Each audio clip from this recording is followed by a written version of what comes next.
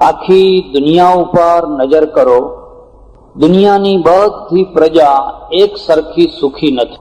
કેટલીક પ્રજા બહુ સુખી છે, કેટલીક મધ્યમ કક્ષાની સુખી છે, કેટલીક નિમ્ન કક્ષાની સુખી છે, કેટલીક બહુ દુઃખી છે, કેટલીક મધ્યમ કક્ષાની દુઃખી છે, કેટલીક બહુ ઓછી દુઃખી છે. આ જે ભેદ છે, પ્રજાઓ વચ્ચેનો જે ભેદ છે, એ ભેદનું કારણ શું છે? દુનિયાની વાત જવા દો, તમારા દેશની પણ બધી પ્રજા એક સરખી સુખી નથી. ભરૂચમાં રહેનારી પ્રજા પણ એક સરખી સુખી નથી. એથી વધારે આગળ જઈને કહીએ, તમારા કુટુંબમાં, તમારા ઘરમાં જે 5-7 માણસો રહે છે, એ બધા પણ એક જ પ્રકારથી સુખી નથી. કોઈ વધુ સુખી છે, કોઈ મધ્યમ છે, કોઈ કનિષ્ઠ. આ જે સુખ દુઃખનો ભેદ છે, એ ભેદનું કારણ શું છે? મારી સમજણ પ્રમાણે હું એ ભેદના કારણને માનું છું વ્યવસ્થા શક્તિ. જે પ્રજાની પાસે ઉત્તમ જીવન વ્યવસ્થા છે, એ સૌથી વધારે સુખી છે. જે પ્રજા પાસે મધ્યમ વ્યવસ્થા છે, એ મધ્યમ સુખી છે. જેની પાસે ઉત્તમ જીવન વ્યવસ્થા નથી, એ સૌથી વધારે દુઃખી છે. અમેરિકા જવા માટે લોકો કેમ દોડાદોડી કરે છે? પૂર્વ જર્મનીનો માણસ પશ્ચિમ જર્મની માટે જવા માટે કેમ દોડાદોડી કરતો હતો? કમ્યુનિઝમ વાળા જે દેશો, એ દેશોમાંથી બીજા દેશોમાં આવવા માટે લોકો કેમ તરફડિયા મારતા? પશ્ચિમ જર્મનીનો માણસ પૂર્વ જર્મનીમાં જવા તો તૈયાર નથી થતો. એનું કારણ શું છે? બોમ્બાર્ડમેન્ટમાં આખી જર્મની પાયમાલ થયેલી, પછી એના 2 વિભાજન થયા, 2 કોરિયા થયા, 2 જર્મનીઓ થઈ.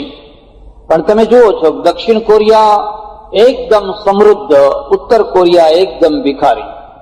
પશ્ચિમ જર્મની એકદમ સમૃદ્ધ, પૂર્વ જર્મની એકદમ ભિખારી. આનું કારણ શું છે? ઈશ્વર કોઈને આવો ભેદ નથી કરતો. આ કારણ છે જીવનની વ્યવસ્થા. એમાં રાષ્ટ્ર આવ્યું, ધર્મ આવ્યો, સંસ્કૃતિ આવી, અર્થતંત્ર આવ્યું, રક્ષાતંત્ર આવ્યું, બધા તંત્રો આવ્યા.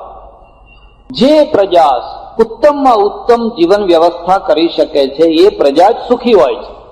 જે ઉત્તમ વ્યવસ્થા નથી કરી શકતી હોતી, એ સુખી નથી હોતી.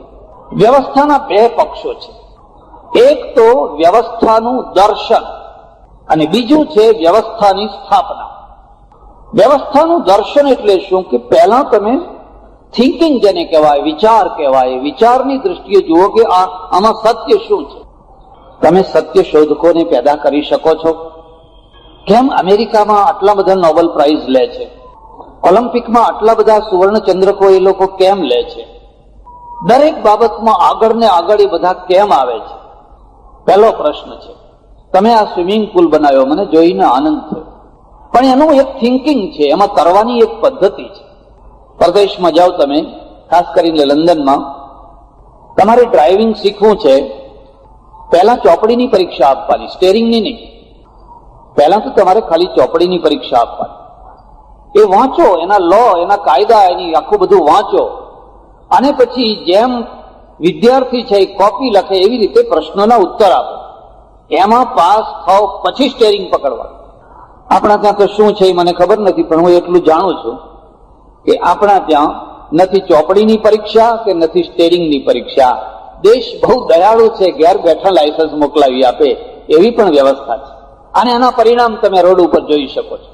એના પરિણામ તમે રોડ ઉપર દર 5 કિલોમીટરે, 10 કિલોમીટરે એકાદ ટ્રક ઊંધી પડેલી હોય, કોઈનો છોકરો મર્યો હોય, કોઈ એક્સિડન્ટ થયો હોય, તેમ કે આ વ્યવસ્થા છે, આ અવ્યવસ્થા છે.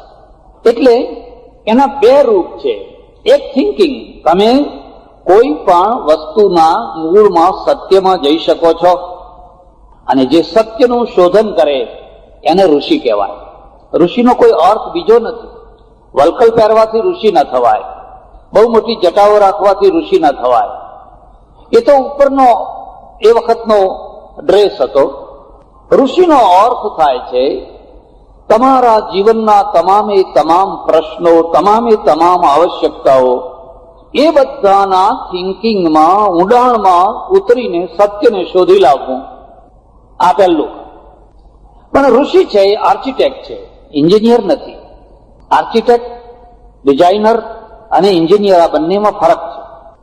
ભાખડાનો બાંધ કાગળ ઉપર બનાવ્યો એક આર્કિટેક્ટ, અને એને જે કલેવરનું રૂપ આપ્યું એ એન્જિનિયર છે. પેલો જે કાગળ ઉપર પ્લાન દોરનાર છે એ કોઈ દાડો ત્યાં જોવા નથી જતો, એ કામ એન્જિનિયરનું છે. એમ જે શોધાયેલું જે સત્ય છે એ સત્યને સ્થાપિત કરવાનું કામ છે એ રાજસત્તાનું છે. એ કામ રાજસત્તાનું છે. એટલે એકમાં ચિંતનની શક્તિ પ્રબળ હોવી જોઈએ, બીજામાં પરાક્રમની શક્તિ. સત્યને શોધવું સરળ નથી, પણ કદાચ સરળ હોય, પણ સત્યને સ્થાપિત કરવું એ તો અત્યંત અઘરું છે. પરાક્રમ વિના એને સ્થાપિત ન કરી શકાય. અને પરાક્રમ છે એ રાજાનું પરાક્રમ છે, રાજસત્તાનું પરાક્રમ છે. તમે જાણો છો કે આ માણસ અપરાધી છે, તમે જાણો છો કે આ માણસ ગુંડો છે, તમે જાણો છો કે આ માણસે આખા ભરૂચને મુઠ્ઠીમાં પકડી રાખેલું છે, હાહાકાર મચાવ્યો છે, પણ તમે હર્ક્યુલિસ નથી, તમે ભીમ નથી કે તમે એને ઉપાડીને પછાડી શકો. તમે સત્ય શોધક છો, તમે સત્યને જાણો છો, પણ સત્યની સ્થાપના પરાક્રમ વિના થઈ શકે નહીં. એટલે સત્ય અને પરાક્રમ બંનેની ઉપાસના એક સાથે. આ સંપુટ છે, નીચે સત્ય, ઉપર પરાક્રમ. જો પરાક્રમ ન હોય તો સત્ય બાપડું થઈ જાય. એટલે તમારે હર્ક્યુલિસ જોઈએ, તમારે થોડાક ભીમો પણ જોઈએ, અને એ બધું જો ના હોય તો તમારું સત્ય તો વેદિયા પણ થઈ જાય. આપણે ત્યાં એક જીવનનું એક દર્શન છે, જીવનની એક વ્યવસ્થા છે. ને જીવનની વ્યવસ્થા 3 રીતે આવે છે. પહેલી વ્યવસ્થા, એનો જે ધોરી માર્ગ છે એ કુદરતે બાંધેલો છે. જેણે પેટ બનાવ્યું છે એને પેટના નિયમો પણ એણે બનાવ્યા છે. પેટની વ્યવસ્થા એણે કરેલી છે. તમે ખાઓ કેટલું ખાશો, તમારી તાકાત નહીં. એ તપેલું ભરીને દૂધપાક તમે પી જઈ શકો. એક લિમિટ બાંધી છે, ને લિમિટ આવે પછી એક એક ગ્રાસ છે ને એ ઝેર જેવો લાગશે. હવે નહીં, ઉલટી થઈ જશે. આ લિમિટ કોણે બાંધી છે? જેણે પેટ બનાવ્યું છે એણે. કુદરતે વ્યવસ્થા બાંધી છે. તમને આંખ આપી છે, પણ એમાં કચરો પડવાનો હોય તરત જ મીચી દેવાની વ્યવસ્થા કરેલી છે. તમે જયારે ખાઓ છો ત્યારે જડબું છે એ કામ કરે, દાંત કામ કરે છે, દાઢો કામ કરે છે. દાંત ચાવતા નથી, દાઢો ચાલે છે. પશ્ચિમના 2 મોટા દાર્શનિકો આખી જિંદગી ઝઘડો કરતા રહ્યા કે આ નીચેનું જડબું ફરે છે કે ઉપરનું ફરે છે. બહુ નાનો પ્રશ્ન, અને છતાં બહુ મોટા માણસોની અંદર વિવાદનો આધાર બનેલો. જેમ ઘંટી ફરે એમ ફર્યા. તમે જોજો, અંદર જીભ છે અને જીભ વારંવાર બોર્યા કરે છે. અને જીભનું ટેરવું નહીં, તમે ધ્યાન નથી આપ્યું. જીભનું ટેરવું છે ને નીચેના દાંત સાથે અડેલું છે, બરાબર ફિટ થયેલું છે, અને વચ્ચેનો ભાગ છે ખોરાકને વારંવાર આગળ કરે છે. કોણે આ વ્યવસ્થા કરી છે? જેણે ખાવાની વ્યવસ્થા કરી છે, જેણે પેટની વ્યવસ્થા કરી છે. એક નાનામાં નાની વ્યવસ્થા. એટલે જીવનનો જે ધોરી માર્ગ છે એ તો કુદરતે બનાવેલો છે.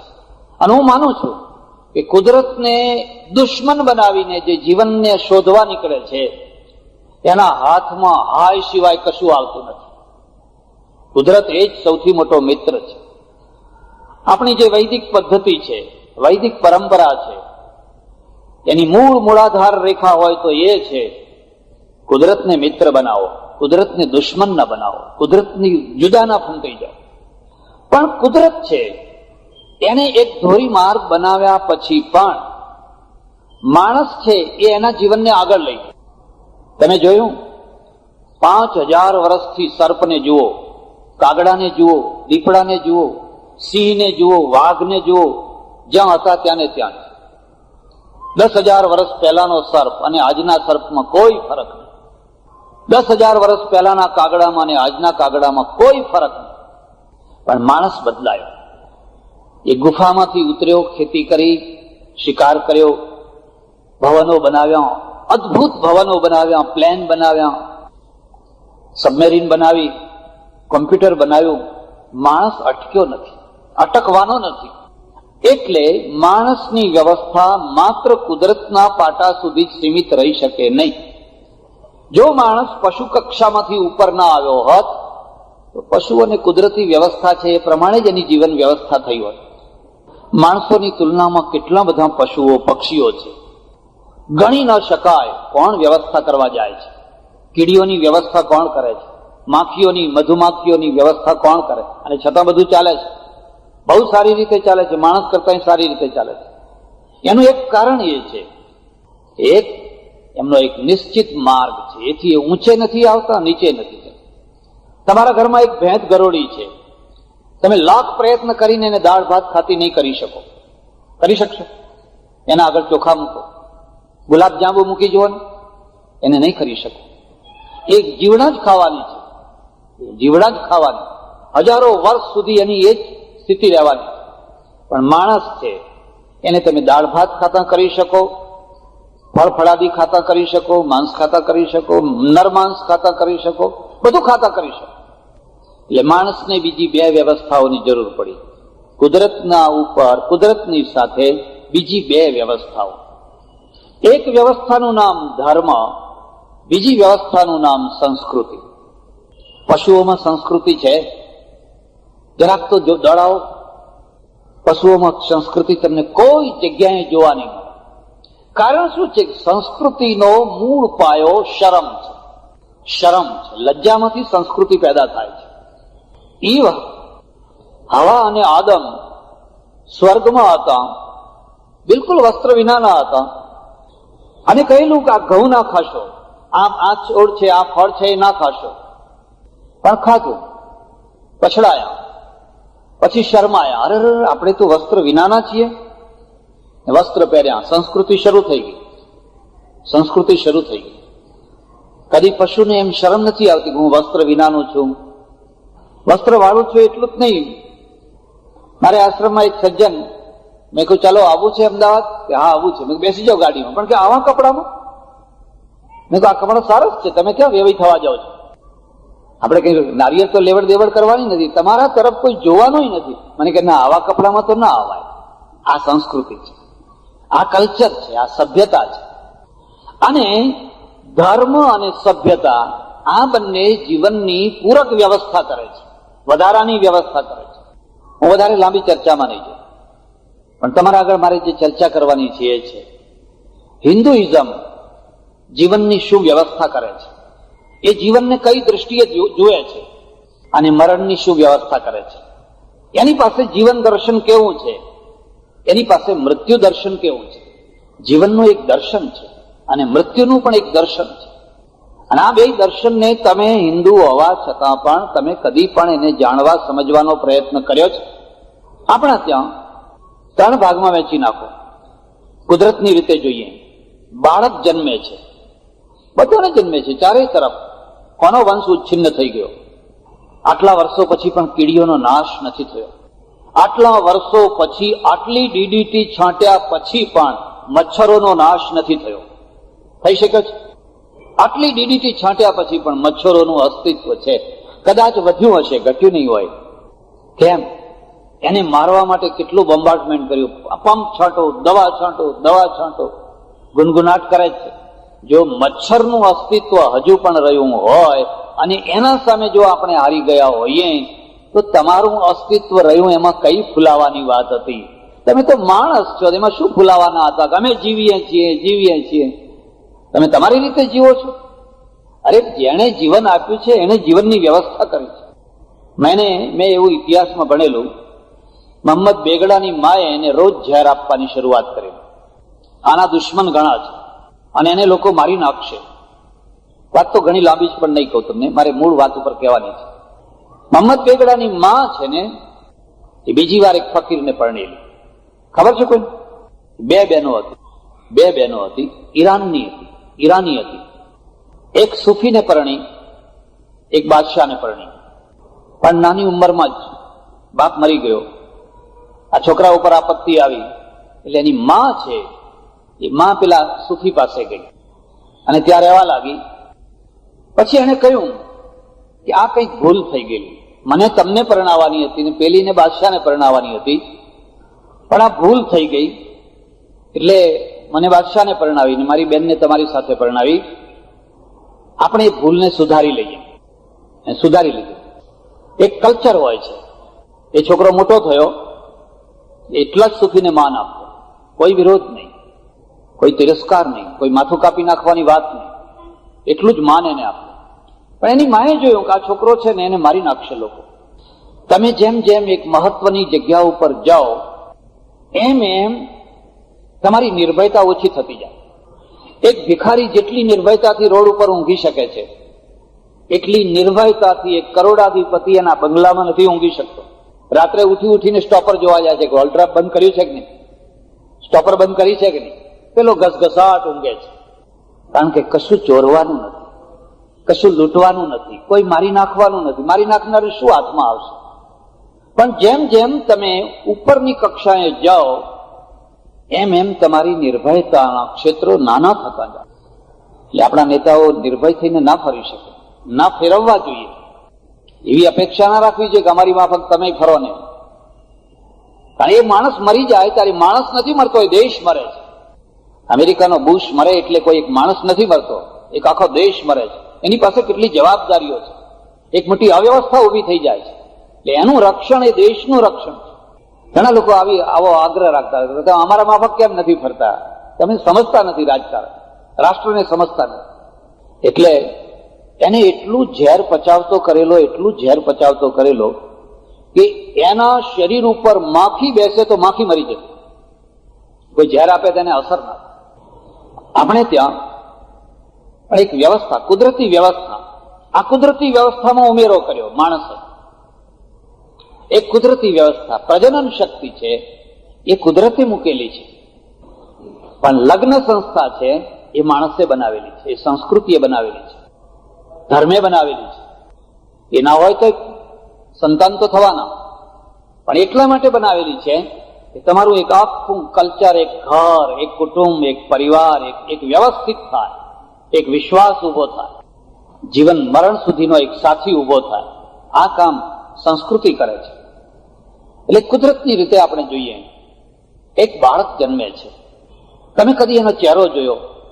હું તમને ભલામણ કરું છું, 6 મહિનાનું, 12 મહિનાનું, વર્ષનું, 2 વર્ષનું બાળક છે ને જોજો, એના શરીરમાંથી નેચરલ સુગંધ આવશે. એને અત્તર છાંટવાની જરૂર નથી. પછી મોટા થાવ એટલે છાંટા કરજો. પેલા 1-2 વર્ષના છોકરામાંથી તો નેચરલ સુગંધ આવશે, અને એવી સુગંધ આજ સુધી કોઈ અત્તરવાળો બનાવી નથી શક્યો એવી સુગંધ આવશે. એટલે બાળક વાલું લાગે છે. હસનમ મધુરમ મધુરાધિપતે રખિલમ મધુરમ. એટલે આપણે ભગવાનને બાલકૃષ્ણ માનીએ છીએ. ભગવાન મોટા ના થાય, મોટા થાય મરી જાય, પછી ગરડા થાય મરી જાય નહીં, હંમેશા બાળ રૂપમાં. વંદઉ બાલ રૂપ પ્રભુ રામુ. બીજી વાત જોજો, એ છોકરાની જીભ જોજો, જીભ ઉપર કોઈ ઉલ નહીં, કોઈ દિવસ એને ઉલ ઉતારવાની જરૂર નહીં. કેમ? પેલું જે સ્પેર પાર્ટ છે ને તદ્દન નવો છે, બિલકુલ તદ્દન નવો છે. આખો દિવસમાં કેટલી વાર દૂધ પીવે છે અને ઊંઘે છે, પગ આમ કરે છે, બિલકુલ જીભ ચોખ્ખી છે. એને નથી બ્રશ કરવાની જરૂર, નથી ઉલ ઉતારવાની જરૂર. અને તમે તમારી જીભ ઘેર જઈને ડોક્ટર પહેલું જ પૂછે જીભ કાઢો, એટલે પેટ અંદર, પેટની ચાડી જીભ ઉપર આવી જાય, જુલમ કર્યો છે, ચાલો હવે ઉપવાસ કરો.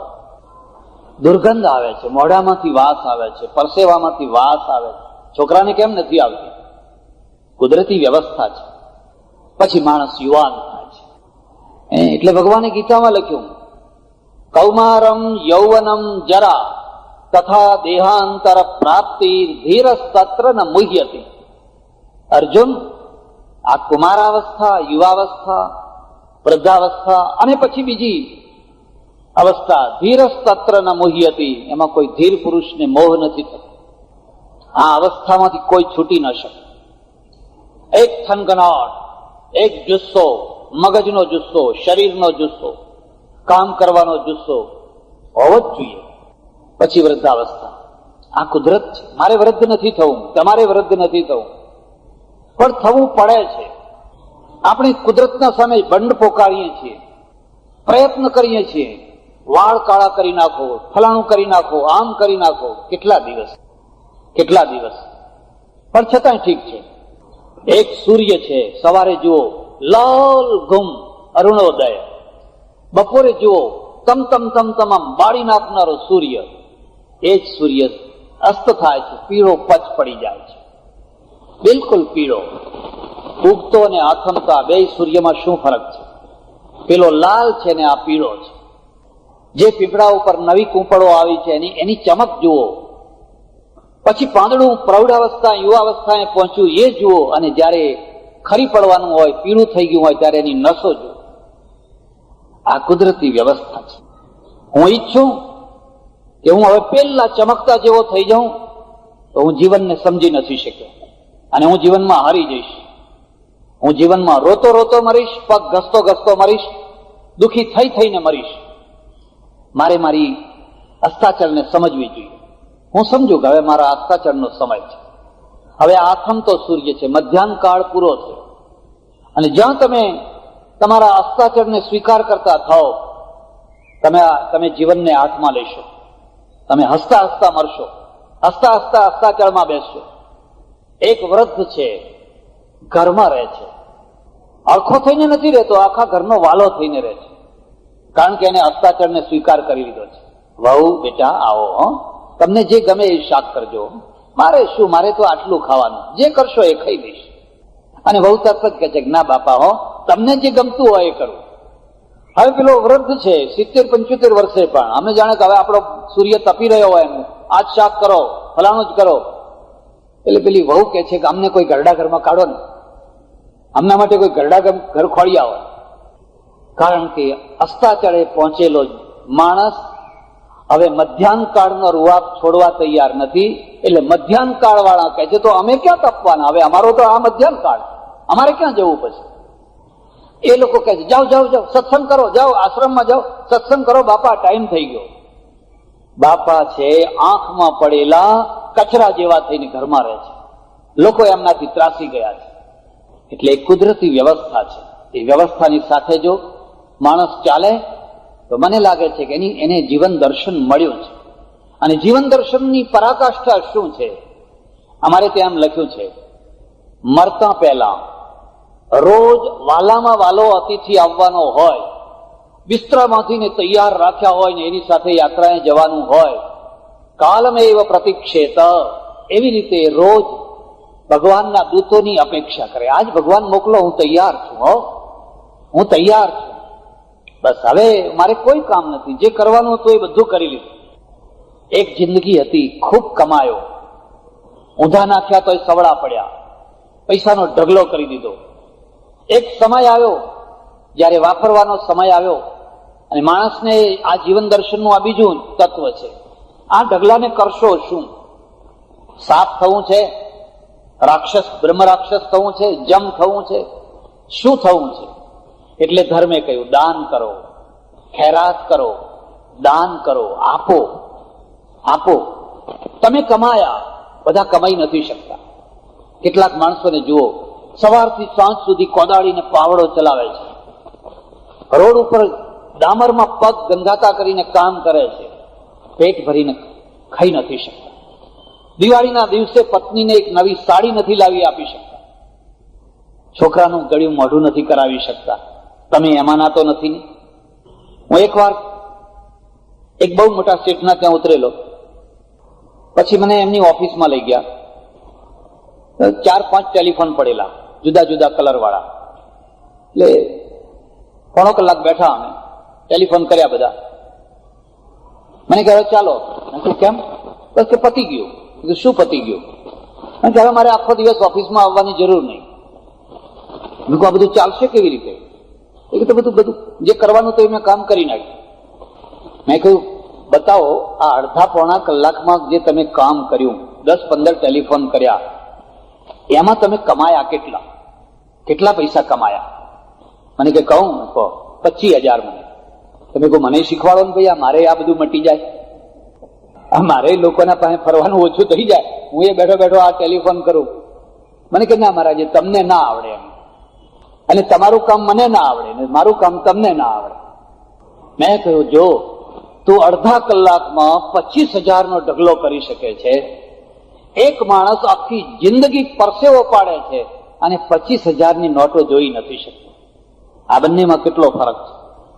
એટલે આપણા ત્યાં એક જીવન દર્શન કહ્યું, નહીં માનુષાત દુર્લભમસ્તિ કિંચિત, નહીં માનુષાત પરમસ્તિ કિંચિત. મનુષ્યથી શ્રેષ્ઠ કંઈ નથી. માણસ ધારે તો 2 કલાકમાં મુંબઈને કબ્રસ્તાન બનાવી દે કે ના બનાવી? કદાચ 2 કલાકે વધારે લાગે. માણસ ધારે આલીશાન ભવનો બનાવી દે, બગીચા બનાવી દે, નહેરો બનાવી દે, પુલ બનાવી દે, મંદિરો બનાવે, તાજમહાલ બનાવે. એ માણસના બનાવેલા છે. માણસથી વધારે કશું શ્રેષ્ઠ નથી. પરમેશ્વરની આ પૂર્ણ કૃતિ છે. અને પૂર્ણ કૃતિની પૂર્ણતા શામાં છે? પહેલી પૂર્ણતા એ છે કે એનામાં એ શક્તિશાળી બને. બીજી કૃતિ એ છે કે શક્તિનો સદુપયોગ કરે. શક્તિશાળી બનવું એ એના હાથની પરિસ્થિતિની કદાચ અપેક્ષા છે, પણ શક્તિનો સદુપયોગ કરવો એ ધર્મ બતાવે છે. એ ધર્મ કે છે શું કરીશ આ ઢગલાને? બાંધ, હવે ગળે બાંધ, લઈ જા. અને હું જોઉં છું પરમાત્મા કેટલો મોટો દયાળુ છે કે આ ઢગલો ભેગો લઈ જવા દેતો નથી. ઢગલો તો નથી લઈ જવા દેતો, વાલની વીંટી પણ લઈ જવા નથી દેતો. કેટલો દયાળુ છે. ને જો લઈ જવા દેતો હોત તો હા, આપણા માટે તો જીવવા માટે કઈ રહ્યું જ ના હોત. પહેલા આપણા પૂર્વજો બધું લઈ ગયા હોત. આ કદાચ જમીને ના રહેવા દીધી હોત. સાથે કઈ નહીં આવે, કઈ નહીં આવે, કઈ નહીં આવે. એનો અર્થ એવો નથી કે તમે કશું ભેગું ના કરો. એનો અર્થ એવો નથી. એનો અર્થ એવો છે કે જે ભેગું કર્યું છે એનો ઉપયોગ કરો. એનો ઉપયોગ કરો. મારા દેશમાં વૈરાગ્યની બહુ ચર્ચા છે.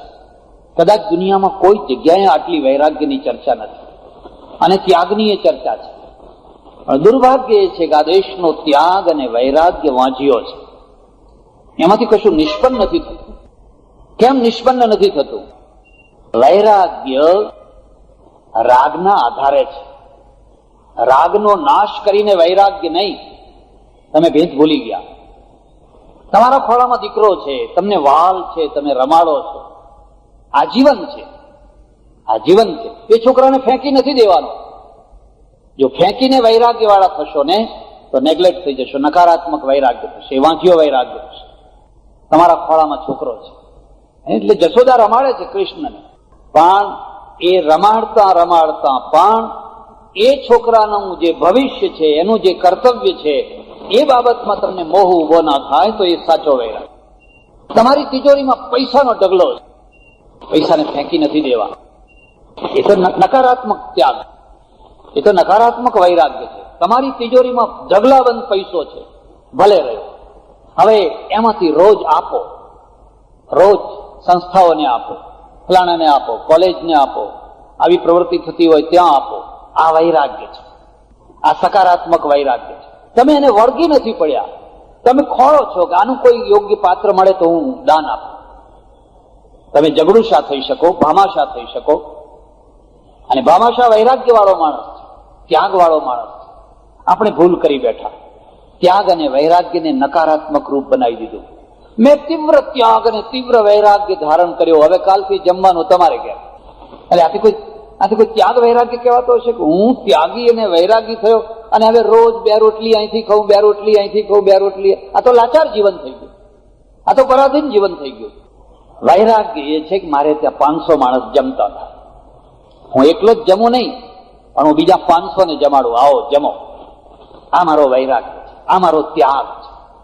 હું લાચાર થઈ જાઉં એ ત્યાગ નથી. તમારા હાથમાં બંદૂક છે, બંદૂકને છોડી નથી દેવાની. એ છોડી દેવાની વાતને તો ગીતા ના રચાઈ હોત, તો ગીતામાંથી આખો સંન્યાસ જ નીકળ્યો હોત. કૃષ્ણ અર્જુને છોડી દીધું ધનુષ બાણ. નહીં, હું આ યુદ્ધ નહીં કરું, આ ધનુષ બાણ પડ્યું, મારે લડાઈ નથી કરવી. આ નકારાત્મક વૈરાગ્ય છે. અને નકારાત્મક વૈરાગ્યને ગીતાએ વિષાદ કહ્યો. કૃષ્ણે કહ્યું નહીં, ધનુષ બાણ હાથમાં લે. તસ્માદ યુદ્ધસ્વ ભારત, તસ્માદ યુદ્ધસ્વ ભારત. માટે તો યુદ્ધ કર, યુદ્ધ કર, યુદ્ધ કર, યુદ્ધ કર. યુદ્ધ કરતા કરતા વૈરાગ્ય, યુદ્ધ કરતા કરતા ત્યાગ. અને તમે કૃષ્ણના જીવનમાં મૂર્તિમંત જોઈ શકો છો. આટલું મોટું યુદ્ધ કરાવ્યા પછી, વિજય મેળવી આપ્યા પછી પણ કૃષ્ણે કોઈ કમિશન માંગ્યું? કમિશન તો આજકાલ બહુ પ્રચલિત શબ્દ થઈ ગયો છે. કૃષ્ણે કશું કહ્યું કે હવે મારો ચાર્જ મને કઈ આપશો? કઈ. દ્વારકા આવ્યા, બળદેવને બલરામને ગાદીએ બેસાડ્યા. કૃષ્ણ ગાદીએ નથી બેઠા, ખોટી વાત. બલરામ ગાદી ઉપર બેઠા છે. પણ કૃષ્ણનો પ્રભાવ એટલો છે કે લોકો એને દ્વારકાના રાજા કહે છે, વગર રાજા એ રાજા કહે છે. કેટલી વિચિત્ર વાત છે કે ઘણા લોકો રાજા હોવા છતાં લોકો એને રાજા કહેતા નથી, અને કેટલાક લોકો વગર રાજા એ રાજા થઈ જતા હોય. આ વ્યક્તિત્વ છે, એની પ્રતિભા છે.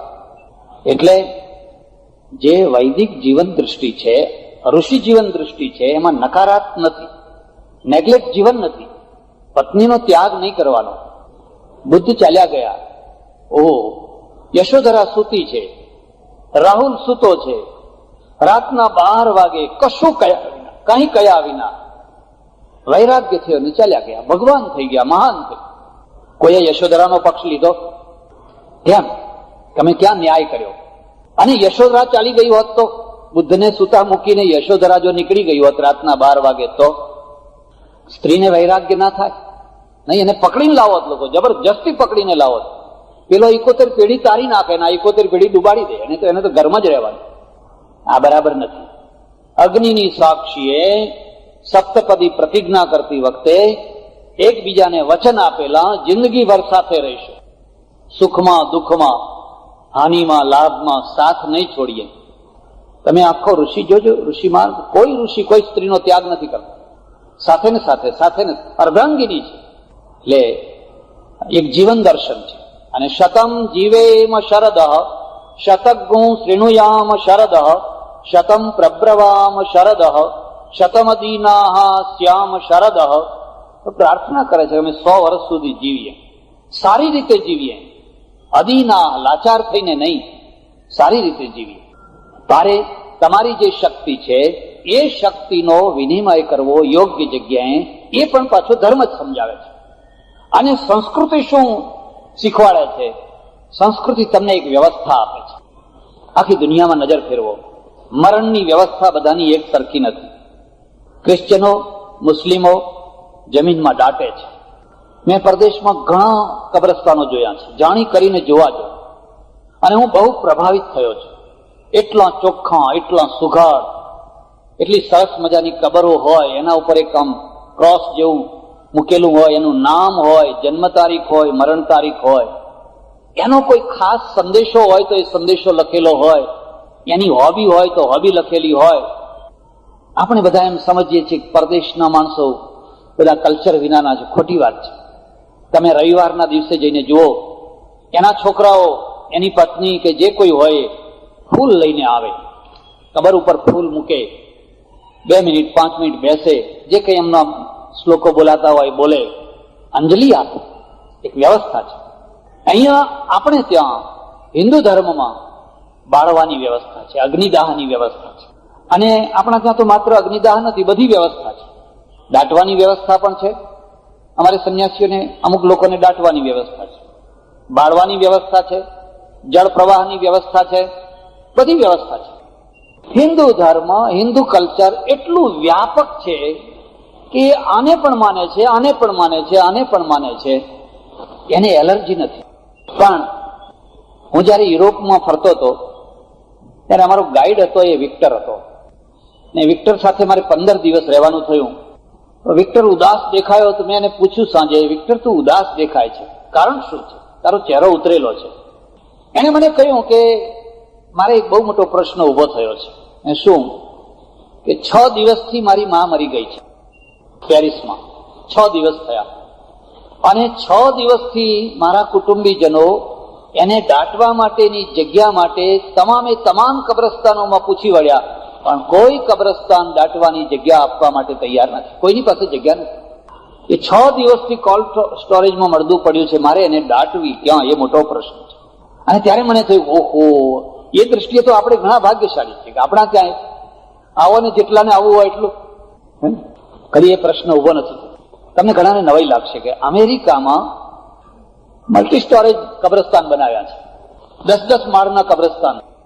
અમેરિકા તો અમેરિકા છે, એની પાર્કિંગ સિસ્ટમ એવી જ. તમારે 5મા માળે ગાડી પાર્ક કરો, 10મા માળે ગાડી પાર્ક કરો, પણ પ્રશ્ન ઉકેલવાનો, ગભરાવાનું નહીં. હવે શું કરશું એમ કરીને બેસી નહીં રહેવાનું. આખું પાર્કિંગ છે, કમ્પ્યુટરાઇઝ કરેલું હોય. તમને દરવાજે જ બતાવી આપે કે કયા ભાગમાં જવાનું છે ને કયા નંબરે જવાનું છે. આંટા ફેરા ફોટા મારવાની જરૂર. એને મલ્ટી સ્ટોરેજ છે ને કબ્રસ્તાન બનાવ્યા છે. નિશ્ચિત પ્રકારના આરસીસી ના બંકર બનાવીને એનું મળતું એમાં મૂકી દેવાનું, પછી બિલકુલ કરી દેવાનું. એટલે અંદરથી આટલી હવા બહાર ના નીકળે અને બહારની હવા અંદર ના જાય. આવી રીતે હજારો માણસો છે. એક ટાઈમ એવો આવશે કે મિસ્રના પિરામિડમાં જે મમીઓ છે એ આજે ઐતિહાસિક છે, એવી રીતે આ મલ્ટી સ્ટોરેજ જે કબ્રસ્તાનો છે એમાંથી પણ લોકો મરદા કાઢશે અને જોશે કે ત્યારના માણસો કેવા હતા અને કેવા કપડાં પહેરતા હતા અને કેવી ટાઈ કે શું બાંધતા હતા. તો 5000-2000 વર્ષ પછી એ ઇતિહાસ બને. આપણે આખું દર્શન છે એ જીજીવિષા અને વૈરાગ્ય ઉપર છે.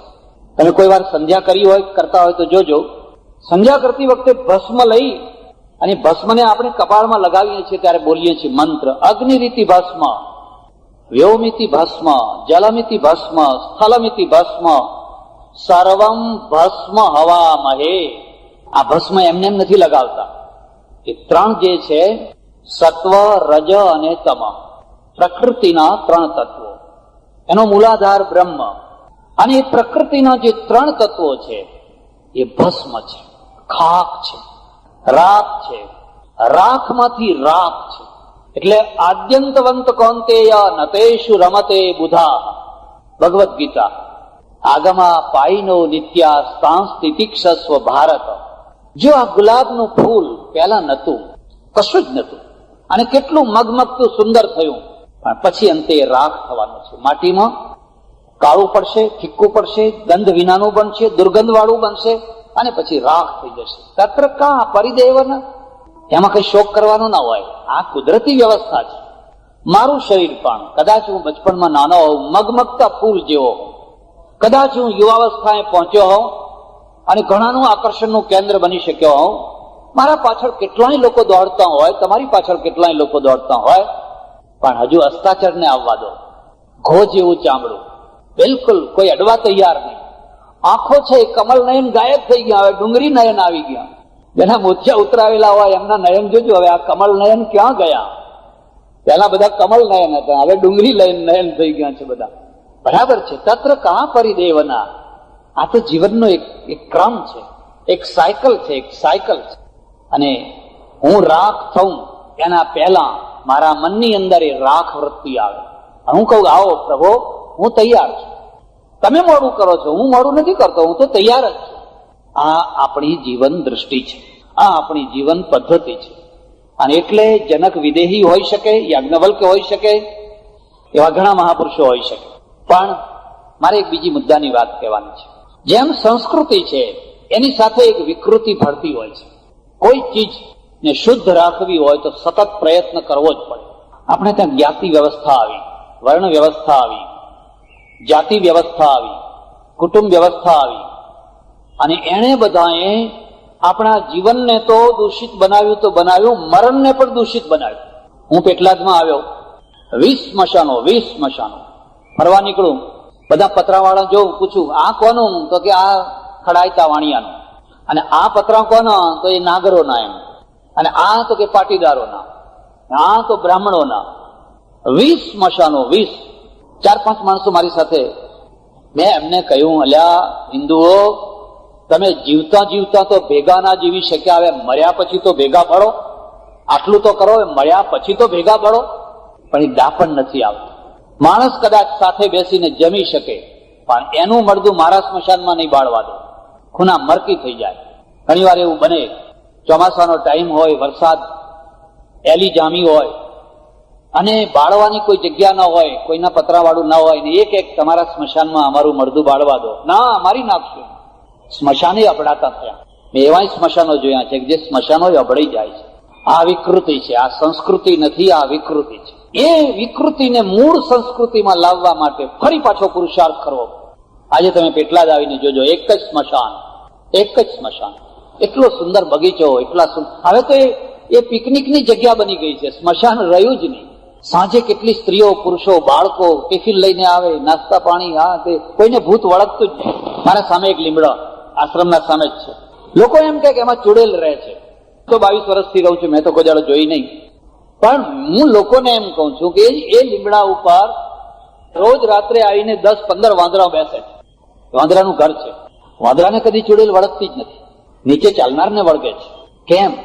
કારણ કે વાંદરાના મગજમાં ચુડેલ નથી, એટલે એને ચુડેલ વળગતી નથી. ને આ નીચે ચાલનારાઓના મગજમાં પહેલેથી ચુડેલ બેસાડી દીધી. કોઈ ભેંસ બાંધો ને એને કશું વળગવાનું નથી. એટલી સુંદર જગ્યા, એટલા સરસ સરસ સ્ટેચ્યુ, પ્રેરણા આપનારા પૂતળા. અને અમારી સંસ્થા તરફથી એક વધારાની વ્યવસ્થા કરી. 1 જ રૂપિયામાં 11 મણ લાકડા, 70,000ની વસ્તી. કોઈનું મળતું આવે માત્ર 1 રૂપિયા, 11 મણ સૂકા લાકડા, એક સુખડના લાકડાનો ટુકડો, એક પૂળો, આ બધું ત્યાંથી અને તે જ જગ્યાએથી મળી જાય. અને એના દ્વારા એક બહુ મોટી ચિંતા નિવારિત થઈ ગઈ. પહેલા દશા એ હતી કે 11 મણ લાકડા લાટીમાં લેવા જાઓ તો લીલા મળે, 20 રૂપિયા ભાડું લે, અડધા ચોરાઈ જાય પાછા. આપણો દેશ તો તમે જાણો છો, ચારે તરફ એ આવતા આવતા અડધા ઓછા થઈ જાય. 2-3 કલાક બેસી રહે, 2-3 સાયકલ વાળાને દોડાવે, ટેલિફોનો કરે, ત્યારે માંડ 4 કલાકે લાકડા આવે. તમારો ધર્મ જાગતો છે, તમારી સંસ્કૃતિ જાગતી છે, એનો વિશ્વાસ તમારી વ્યવસ્થામાંથી નીકળે છે. તમારી વ્યવસ્થા કેટલી જાગતી છે. ભાષણોમાં તમે બોલ બોલ કરો, એનો કોઈ અર્થ નથી. તમે કેટલી વ્યવસ્થા જાગતી કરી. અને તમે ગૌરવપૂર્વક કહી શકો કે જો પેલા વિક્ટરને હું કહી શકું, વિક્ટર તારી માને કહેજે મરવું હોય તો ભારતમાં જઈને મરે, અને હિન્દુ થઈને મરે. એટલે કોઈ કબ્રસ્તાનમાં ટેલિફોન કરવાની જરૂર જ નહીં. અમારે ત્યાં તો એક બહુ 3x6 નાની સરખી જગ્યા છે, અને અમે એવી વ્યવસ્થા કરી છે. અગ્નિરીતિ ભસ્મ, જલમિતિ ભસ્મ, સ્થલમિતિ ભસ્મ, વ્યોમિતિ ભસ્મ, સર્વમ ભસ્મ હવામહે. આ 5 ભૂતનું આ શરીર છે, અને 5 ભૂતમાં ભળી જાય. આકાશમાં આકાશ ભળી જાય, પૃથ્વીમાં પૃથ્વી ભળી જાય, જળમાં જળ ભળી જાય. આ અમારું મરણ દર્શન છે. ભરૂચ જેવી ઐતિહાસિક જગ્યા, ધાર્મિક જગ્યા, તીર્થ ક્ષેત્ર, નર્મદાજીનો કિનારો, અને આટલી મોટા પ્રમાણની હિન્દુ વસ્તી, એના બધા ઘણા પ્રશ્નો, અને ઘણા પ્રશ્નોમાંનો એક પ્રશ્ન મરણના પ્રશ્નને કેવી રીતે ઉકેલવો. અહીંની રોટરી ક્લબ જેને આ સંકુલ બનાવ્યું, મને બહુ આનંદ થયો. અને બહુ આનંદ એટલા માટે થયો કે અહીંયા જુદી જુદી રમતો રમવાના જુદા જુદા સેક્શન છે, અને આ જરૂરી છે. ખાલી કમા જ નહીં કરવાનું. બસ સવારથી સાંજ સુધી ચોપડો લઈને બેઠા છે. રાતના 12 વાગે વદ્યા આવી 4 ને વદ્યા આવી 5 ને વદ્યા હવે છોડો. સાંજે જઈને જરા સ્વિમિંગ પુલમાં કૂદો ને નાચો, તો જરા તમારું શરીર સારું થાય. અને આ જે ટીવી છે ને, એ ટીવી બહુ સારું કામ કરવાનું છે. હું એનો વિરોધી નથી. વિરોધ કરનારાના ઘરમાં બધે ટીવીઓ હોય છે. પાછા આમ જુઓ તો બૂમો પાડતા હોય, પાછા એ કેબલ લે, પછી સ્ટાર ટીવી લે, આમ પછી બૂમો પાડતા હોય કે આવું આવ્યું ને હવે આમ થવા માંડ્યું. કાર્યક્રમ જોવા તો બેસી જાય. તમે ઓલિમ્પિકના ખેલ જોશો, એમાં બીજા બધા ખેલો જોશો, તમને કલ્પના થશે કે આપણા શરીર ક્યાં અને આ લોકોના શરીર ક્યાં. આ બધા ભોગી લોકો છે, અને રબડ જેવા શરીર. એમના પહેલવાનો, એમના દોડનારા, ભાલા ફેંકનારા એક જોઈએ. કેમ આ પ્રજા આટલી બધી આગળ ગઈને આપણામાં એક પેલો કાંસાનો ચંદ્ર કે નથી લાવી શકતા? સુવર્ણ તો બહુ દૂરની વાત રહી, કાંસાનો તો લાવીએ. આ બધી પ્રેરણા મળશે. અને રમતવીર છે ને, એ માત્ર રમત નથી, એમાં કુશળતા જોઈએ, દિલેરી જોઈએ. એમને એમ રમત નથી રમાતી હોતી. વિજય મેળવવાની દિલેરી અને પરાજયને સ્વીકારવાની ડબલ દિલેરી, આ બધું હોય ત્યારે રમત રમાતી હોય છે. એવી રોટરી ક્લબે એક બહુ મોટી હિંમત કરીને એક બહુ મોટું સાહસ, બહુ મોટો પ્રોજેક્ટ, માનવતાવાદી પ્રોજેક્ટ હાથમાં લીધો છે. અને એ છે ભરૂચના પ્રસિદ્ધ દશાશ્વમેધ ઘાટ ઉપર એવું એક સ્મશાનનું સંકુલ ઉભું કરવું કે જ્યાં બધી આવશ્યકતાઓ પ્રાપ્ત થઈ જાય. મરતી વખતે માણસ નિશ્ચિંત રહે. મારા લાકડા કોણ લાવશે? કોઈ ગરીબના ઝૂંપડામાં જઈને જોજો. મને ખબર છે, અમારે ગામમાં એક ડોસો મરેલો. ગામના અમુક માણસોને એના સાથે જરા વિરોધ હતો, અને વિરોધ સામાજિક કારણથી હતો. એ કોઈ ખરાબ માણસ નતો. અહીંથી કન્યા લાવો, બહારથી કન્યા, એવું કઈ કારણ. કોઈ એને બાળવા જવા તૈયાર નહીં, કોઈ એને સ્મશાને લઈ જવા તૈયાર નહીં. ગરીબ માણસ, ગરીબ પત્ની, અને મને સંદેશો મોકલ્યો. એક તો મારો માણસ મર્યો છે, 2 છોકરા ને 2 છોડીઓ, એ શું ખાશે એની તો પ્રશ્ન જુદો છે, પણ અત્યારે મારા સામે પહેલો પ્રશ્ન છે, હું આને બાળીશ કેવી રીતે? અને બાળવા માટે મારી પાસે લાકડું નથી. તમે આ દશા જોઈ છે કોઈની? અને આ દશા જોયા પછી તમારું હૃદય વલોવાયું છે કોઈ વાર? અને જો વલોવાયું હોય તો તમારા ઘરમાં જે પૈસાના ઢગલા પડ્યા છે, ઇન્કમ ટેક્સ વાળા થી સંતાડવા માટે રોજ ફાંફા મારો છો, અહીં સંતાડું કે અહીં સંતાડું, લાવો ને મારી પાસે, અમે એનો ઉપયોગ કરીએ. તમારી ચિંતા ઓછી થાય અને અમારું કામ થાય, અને અંતે તો તમારો જસ થવાનો છે. આ ટેન્શન શું કામ ના? તો એમાં ને એમાં તમને હાર્ટ એટેક આવી ગયો હોય, એમાં ને એમાં તમારી કિડની ખરાબ થઈ ગઈ, એમાં ને એમાં તમને ડાયાબિટીસ થઈ ગયો, એમાં ને એમાં તમને અનિદ્રાનો રોગ લાગી ગયો. તો આ શાંતિવન નામ આપ્યું છે, પણ મને ઠીક ના લાગ્યું. શાંતિવન, એમાં વન તો છે ને. અમારે પેટલાદમાં કૈલાસ ધામ રાખ્યું છે, જોકે એ મને બરાબર નથી લાગતું. મને એમ લાગે છે કે એનું નામ પૂર્ણ વિરામ રાખવામાં આવે. પૂર્ણ વિરામ, પડદો પડી ગયો. હવે સારો હતો ખોટો હતો, ભલો હતો કે ભૂંડો હતો, જે હતો એ હતો, પણ હવે પૂર્ણ વિરામ, આગળની વાત જવા દો. હવે ફૂલ સ્ટોપ, પૂર્ણ વિરામ થઈ ગયું. તો માણસની, એટલે ગરીબ માણસોની, દુઃખી માણસોની જે લાચારી છે, એ લાચારીને દૂર કરવામાં તમે બહુ મહત્વનો ભાગ ભજવી શકો. તમારી કોઈ ચિંતા નથી. તમને તો એકલા સુખડમાં બાળશે તોય તમારી શક્તિ એટલી છે છોકરાઓ પાસે, એકલા સુખડમાં ને એકલા ઘીમાં કદાચ બાળશે. પણ જેના માટે એક ટુકડો લાકડો મેળવવો અને આગળના દિવસોમાં વધારે એક કામ કપરું થવાનું છે, ત્યારે આ રોટરી ક્લબે બહુ દીર્ઘ દ્રષ્ટિ વાપરીને એમાં ગેસ પ્લાન પણ મૂકેલો છે. એ તરફ પણ લોકો વળે, એ તરફની પણ એનો અભિગમ છે. આ બધું આયોજન થયું છે, જાણીને મને બહુ આનંદ. આ માનવતાનું કામ છે, આ એક વ્યવસ્થિત કામ છે, અને એ કામ વ્યવસ્થિત થવું જોઈએ. જે કોઈ જ્યાં કોઈ બેઠો હોય અને જેને થોડી પણ માનવતા ઉપર પ્રેમ પ્રીતિ હોય, જેને થોડી પણ એમ લાગણી હોય, કે હું કઈ એક માણસને તો ખોળવા નહીં જઉં, પણ એક એવી વ્યવસ્થા કરીએ કે વગર ખોળે પણ લોકો ગૌરવપૂર્વક આવી એના છેલ્લી અંતિમ વિધિ કરી શકે. મારા ભાઈનું મળદું રોડ ઉપર રખડે નહીં, મારી બહેનનું મળદું રોડ ઉપર રખડે નહીં. ભલે એ ગરીબ ઘરમાં જન્મી હોય કે ઝૂંપડામાં જન્મી હોય, પણ એક ધર્મભાઈ તરીકે એ મારી બહેન છે, મારો ભાઈ છે. હું એને જિંદગીમાં કદાચ રોટલો ના પૂરો પાડી શક્યો હોઉં તો એના મર્દાની આબરૂ તો મારે રાખવી જ જોઈએ. અને હું મર્દાની આબરૂ ના રાખી શકું તો મને હિન્દુ કહેવડાવવાનો અધિકાર નથી, તો મને ધિક્કાર છે, મારા પૈસાને ધિક્કાર છે. રોટરી ક્લબે આ એક બહુ સુંદર આયોજન કર્યું. થોડા વિક્ષેપો થયા કરે, એ તો એમાંથી ભગવાન પાર પાડે. આ સમયે હું બીજું તો શું કહું? હું તો એક બહુ સામાન્ય સાધુ છું. કોઈ સંપ્રદાય નથી, કોઈ જમીન જાગીર નથી, કોઈ યાચના કરતો નથી. તે છતાં પણ મારી સંસ્થામાં જે કંઈ થોડું ઘણું છે, એમાંથી આ સ્મશાનના નિર્માણ માટે 25,000 રૂપિયા મારી સંસ્થા તરફથી આપવાની હું જાહેરાત કરું.